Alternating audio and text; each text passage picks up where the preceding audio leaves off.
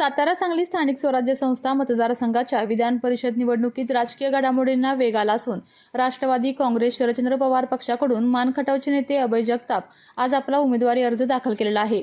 दरम्यान अभय जगताप यांच्यासोबत राष्ट्रवादी काँग्रेस शरदचंद्र पवार पक्षाकडून बाळासाहेब पाटील यांचा देखील अर्ज दाखल करण्यात आलेला आहे। पक्षश्रेष्ठींच्या आदेशानुसार आम्ही दोघांचे अर्ज दाखल केले असून छाननीनंतर पक्षश्रेष्ठी सांगतील त्या उमेदवाराचा अर्ज महाविकास आघाडीकडून निश्चित करण्यात येईल।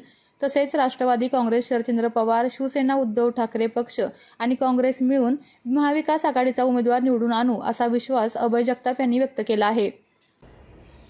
राष्ट्रवादी काँग्रेस पक्षाचे अध्यक्ष आदरणीय शरदचंद्रजी पवार साहेब यांच्या मार्गदर्शनानुसार आणि आमच्या पक्षाचे प्रदेशाध्यक्ष आदरणीय शशिकांतजी शिंदे साहेब आणि ज्येष्ठ नेते जयंत पाटील साहेब यांच्या सूचनेनुसार मी सांगली सातारा स्थानिक स्वराज्य संस्था विधान परिषद निवडणुकीसाठी अर्ज भरला आहे। माझ्यासोबतच माझ्या पक्षाचे सहकारी बाळासाहेब पाटील यांनी सुद्धा अर्ज भरला आहे आणि उद्या छाननीनंतर आमच्या दोघांपैकी एकाचा अर्ज महाविकास आघाडीकडून निश्चित केला जाईल आणि मला खात्री आहे की या निवडणुकीमध्ये महाविकास आघाडी म्हणजे राष्ट्रवादीचे सर्वच सहकारी पक्ष शिवसेना आणि काँग्रेस आम्ही सर्वजण एकत्रित मिळून या निवडणुकीमध्ये नक्कीच विजय संपादन करू।